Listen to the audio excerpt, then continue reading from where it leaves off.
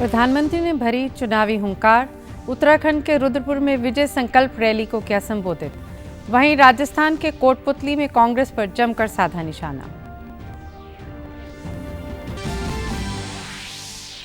हरियाणा में होने वाले लोकसभा चुनाव के मद्देनजर भारत निर्वाचन आयोग की टीम ने प्रदेश का किया दौरा। वहीं चुनाव प्रबंधों को लेकर हरियाणा के मुख्य सचिव की अध्यक्षता में हुई समीक्षा बैठक। और पंजाब के मुख्य निर्वाचन अधिकारी ने भारतीय निर्वाचन आयोग की टीम को दिलाया भरोसा। स्वतंत्र और निष्पक्ष चुनाव करवाने के लिए पंजाब में बढ़ाई चौकसी।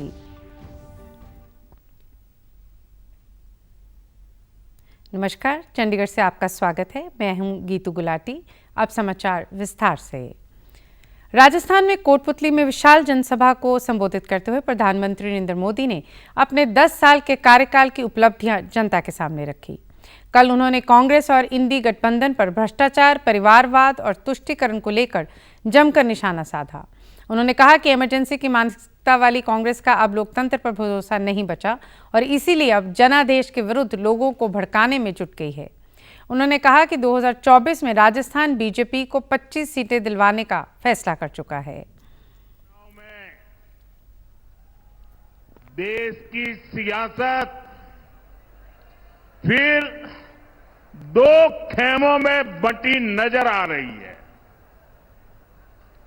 आज एक तरफ राष्ट्र प्रथम का संकल्प लेकर चलने वाली भाजपा है, तो दूसरी तरफ देश को लूटने के मौके तलाशने वाली कांग्रेस पार्टी है।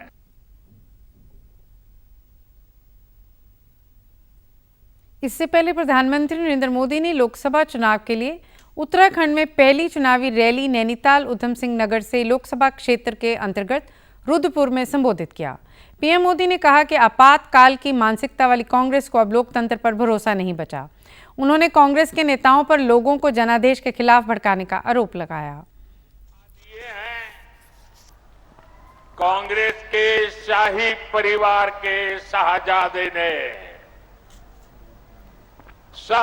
ने ऐलान किया है कि अगर देश ने तीसरी बार बीजेपी सरकार को चुनी, आग लग जाएगी।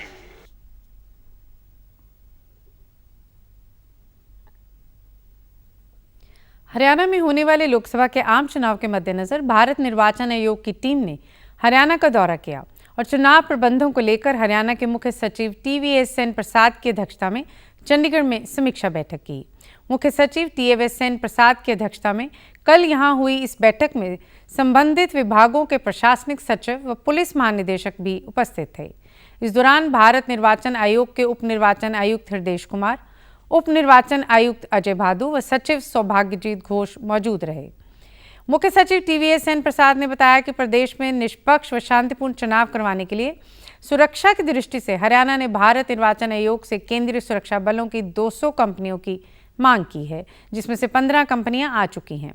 उन्होंने बताया कि प्रदेश में 19,810 पोलिंग केंद्र बनाए जाएंगे, जिनमें सभी प्रकार की मूलभूत सुविधाएं उपलब्ध होंगी। इसके अलावा सभी पोलिंग केंद्रों का संबंधित जिला निर्वाचन अधिकारी दौरा कर चुके हैं। इस बैठक में हरियाणा के मुख्य निर्वाचन अधिकारी अनुराग अग्रवाल ने भारत निर्वाचन आयोग की टीम को बताया है कि प्रदेश में दिव्यांगजन व 85 वर्ष से अधिक आयु के मतदाताओं के लिए विशेष प्रबंध किए गए हैं। उन्हें घर से मतदान केंद्र तक लाने व छोड़ने के लिए सुविधा उपलब्ध करवाई जाएगी। इसके अलावा मतदान केंद्रों पर व्हील चेयर की सुविधा भी प्रदान की जाएगी। उन्होंने बताया कि हरियाणा में 100% फोटो युक्त पहचान पत्र बनाए जा चुके हैं। भारत निर्वाचन आयोग की टीम की तरफ से उप निर्वाचन आयुक्त हृदेश कुमार और अजय भादु के नेतृत्व में पंजाब, हरियाणा और चंडीगढ़ के उच्च प्रशासनिक अधिकारियों, पुलिस अधिकारियों, अलग अलग विभागों के नोडल अफसरों और इनकम टैक्स, ईडी, कस्टम समेत इन्फोर्समेंट एजेंसियों के सीनियर अधिकारियों के साथ लोकसभा मतदान 2024 के मद्देनजर निर्वाचन प्रबंधों और कानून व्यवस्था के तालमेल की समीक्षा करने के लिए अंतर्राज्यीय मीटिंग की गई है। इस संबंधी जानकारी देते हुए पंजाब के मुख्य निर्वाचन अधिकारी सिबिन सिंह ने बताया कि मीटिंग के दौरान आयोग की टीम ने राज्य की चुनाव टीमों और संबंधित एजेंसियों को सरहदों पर चौकसी बढ़ाने के निर्देश दिए हैं। इस दौरान राज्य के अधिकारियों के निर्वाचन प्रक्रिया का सुचारू ढंग के साथ चलाने के लिए अंतर्राज्यीय तालमेल को और मजबूत करने का भरोसा दिया है।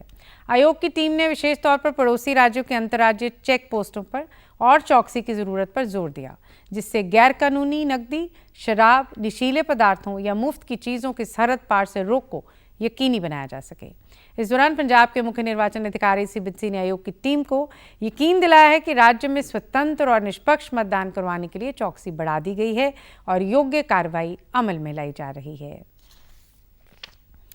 लोकसभा मतदान 2024 के संबंध में पंजाब में काम करने वाले जम्मू कश्मीर और राजस्थान के वोटरों को इन राज्यों में वोटिंग वाले दिन वोट डालने के लिए विशेष छुट्टी देने की घोषणा की गई है। मुख्य निर्वाचन अधिकारी सिबिन सिंह ने बताया है कि पंजाब राज्य के सरकारी दफ्तरों, बोर्डों, कॉरपोरेशनों और सरकारी शैक्षणिक संस्थानों में काम करने वाले सरकारी अधिकारियों, कर्मचारियों में से यदि कोई राजस्थान और जम्मू कश्मीर का वोटर है तो वह वोट डालने के लिए अपना वोटर कार्ड पेश करके संबंधित अथॉरिटी से विशेष छुट्टी ले सकेगा।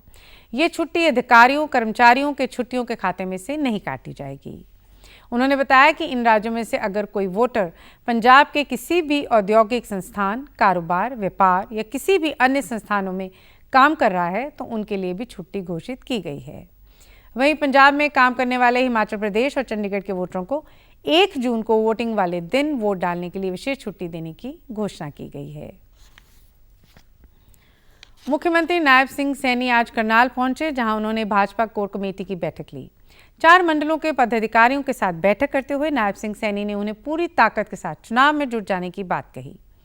मीडिया से बातचीत में नायब सिंह सैनी ने कहा कि आज उन्होंने करनाल विधानसभा उपचुनाव को लेकर भाजपा कोर कमेटी के पदाधिकारियों के साथ बैठक की है।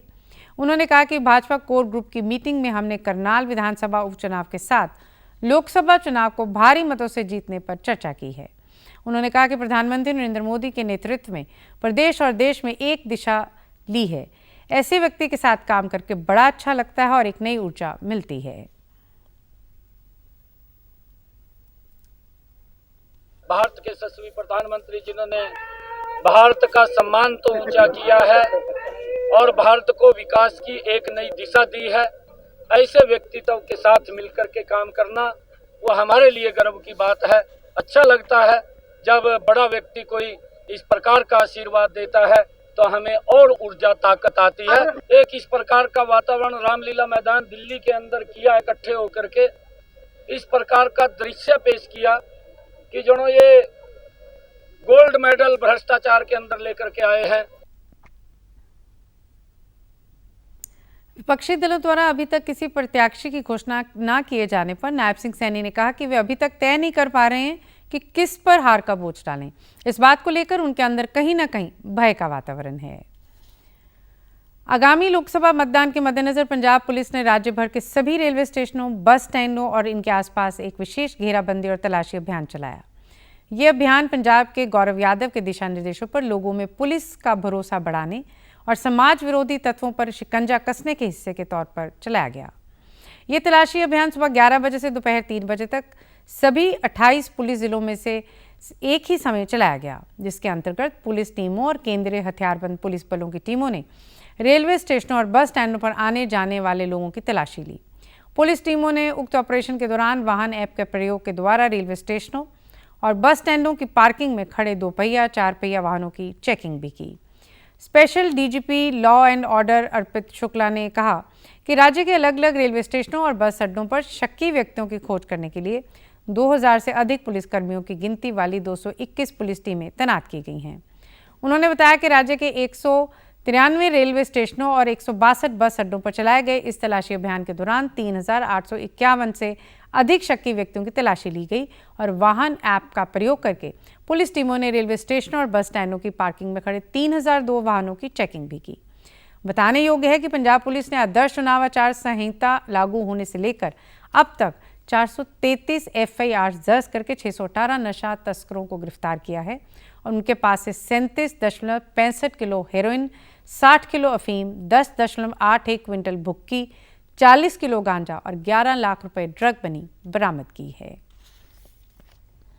दूरसंचार नियामक प्राधिकरण ट्राई ने राष्ट्रीय प्रसारण नीति 2024 के लिए लोगों से सुझाव आमंत्रित करने हेतु एक एडवाइजरी जारी की है। संचार मंत्रालय ने कहा है कि प्रसारण उभरता हुआ क्षेत्र है जिसमें देश की अर्थव्यवस्था में योगदान देने की विशाल संभावनाएं मौजूद हैं। एडवाइजरी में भारत को वैश्विक कंटेंट हब बनाने के उद्देश्य से प्रसारण क्षेत्र के मौजूदा मुद्दों पर प्रकाश डाला गया है। पत्र में सार्वजनिक प्रसारण सेवा को बेहतर बनाने, मीडिया और मनोरंजन क्षेत्र के विभिन्न खंडों के मुद्दों, पायरेसी से निपटने और कंटेंट सामग्री की सुरक्षा पर भी विचार प्रस्तुत किए गए हैं। लोग 30 अप्रैल तक इस पर अपने सुझाव भेज सकते हैं। निर्वाचन आयोग ने आम चुनाव में भ्रामक सूचनाओं के प्रसार से निपटने के लिए मिथक और वास्तविकता के नाम से एक प्लेटफॉर्म की शुरुआत की है। इसे निर्वाचन आयोग की आधिकारिक वेबसाइट पर देखा जा सकता है। इसके जरिए सूचनाओं की पुष्टि, भ्रामक सूचनाओं और मिथकों के प्रसार पर रोक लगाने तथा आम चुनाव के दौरान प्रमुख मुद्दों के बारे में जानकारी प्राप्त की जा सकती है। इस प्लेटफॉर्म पर चुनाव से जुड़ी भ्रामक सूचनाओं, सोशल मीडिया प्लेटफॉर्म पर चल रहे मिथकों, महत्वपूर्ण विषयों के बारे में आमतौर पर पूछे जाने वाले सवालों तथा सभी संबंधित पक्षों के लिए विभिन्न वर्गों के अंतर्गत संबंधित सामग्री उपलब्ध करवाई गई है। इस प्लेटफॉर्म पर सूचनाओं को नियमित आधार पर अपडेट किया जाएगा। कमर्शियल गैस सिलेंडर का मूल्य में 31 रुपये की कटौती होने से कैथल के दुकानदारों, होटल, ढाबे वालों, हलवाइयों में खुशी की लहर देखी जा रही है। कमर्शियल गैस सिलेंडर का मूल्य पहले 1840 रुपये था, लेकिन अब यह सिलेंडर 1809 रुपये का हो गया है। कैथल गैस एजेंसी के मैनेजर चंद्र मोहन जैन ने बताया कि सभी कमर्शियल गैस सिलेंडर इस्तेमाल करने वाले इसे अच्छी राहत मान रहे हैं। उन्होंने बताया कि कमर्शियल गैस सिलेंडर लगभग 19 किलो का होता है। वहीं कैथल के लोगों ने कमर्शियल गैस सिलेंडर की कीमत कम किए जाने पर खुशी जाहिर की है। 1 अप्रैल से कमर्शियल का रेट 31 रुपये कम हुआ है। पहले 1840 का था कैथल शहर में और अब 1809 का हुआ है। ये कमर्शियल सिलेंडर का रेट हर एक तारीख को वेरिएबल होता है, कम या ज़्यादा होता रहता है। और हलवाई 31 रुपये खुश होने से खुश तो है ही है, थोड़ा सेल पे भी फ़र्क पड़ेगा इसका, और अभी तक पॉजिटिव रिस्पॉन्स है उनका। कमर्शियल सिलेंडर जो जनरली ज़्यादा सेल होती है हलवाइयों पे, ढाबों पे, वो 19 kg का होता है। इंडस्ट्रियल सिलेंडर 425 किलो का अलग और 47 किलो का अलग होता है। इससे दुकानदारों को काफ़ी फ़र्क पड़ेगा, क्योंकि जिन दुकानदारों के 10 सिलेंडर रोज़ लगते हैं तो उनको 300 रुपये का, जिनके 10 से अधिक लगते हैं उसी हिसाब से उनको फ़र्क पड़ेगा। किसी को 1000 रुपये मिलने का, किसी को 2000 रुपये मिलने का, तो राहत तो मिलेगी इससे दुकानदार, रेस्टोरेंट को और ढाबे वालों को। भारतीय अर्थव्यवस्था की तेज रफ्तार और लगातार शानदार प्रदर्शन को देखते हुए देश और दुनिया की ज़्यादातर रेटिंग एजेंसियों और अर्थशास्त्रियों ने भारत की ग्रोथ को लेकर अपने पहले के अनुमान में बदलाव किया है, यानी उसमें संशोधन किया है। अब वर्ल्ड बैंक ने भी वर्ष 2025 के लिए भारत की आर्थिक ग्रोथ का अनुमान को बदलते हुए इसे 6.6% बताया है। ये अनुमान पिछले अनुमान से 20 आधार अंक अधिक है। वर्ल्ड बैंक ने निवेश में वृद्धि को इसका मुख्य कारण बताया।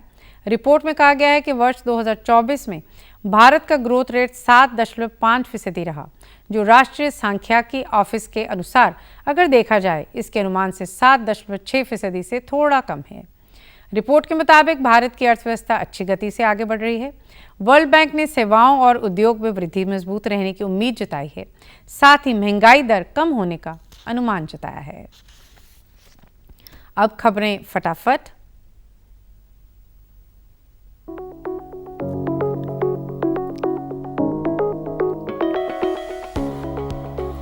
लुइस मोंटेनेग्रो ने ली पुर्तगाल के प्रधानमंत्री पद की शपथ। पीएम मोदी ने सोशल मीडिया एक्स पर दी बधाई। आरबीआई की मौद्रिक नीति की बैठक आज से शुरू हो रही है। ये बैठक 3 से 5 अप्रैल तक चलेगी और 5 अप्रैल को आरबीआई गवर्नर मौद्रिक नीति के फैसलों का ऐलान करेंगे। ताइवान की राजधानी ताइपे में भूकंप से तबाही। जापान और फिलीपींस में सुनामी की चेतावनी। भारत ताइपे एसोसिएशन ने वहां रहने वाले भारतीय नागरिकों के लिए जारी किए हेल्पलाइन नंबर। सीमा सुरक्षा बल ने किया नई दिल्ली में कला और शिल्प प्रदर्शनी का आयोजन। देश भर से 115 से अधिक बीएसएफ जवानों और उनके परिवारों ने अपनी प्रतिभा का किया प्रदर्शन। और आप हमारे समाचार YouTube channel DD news Chandigarh, Facebook DD news Chandigarh और social media X DD news CHD पर भी देख सकते हैं।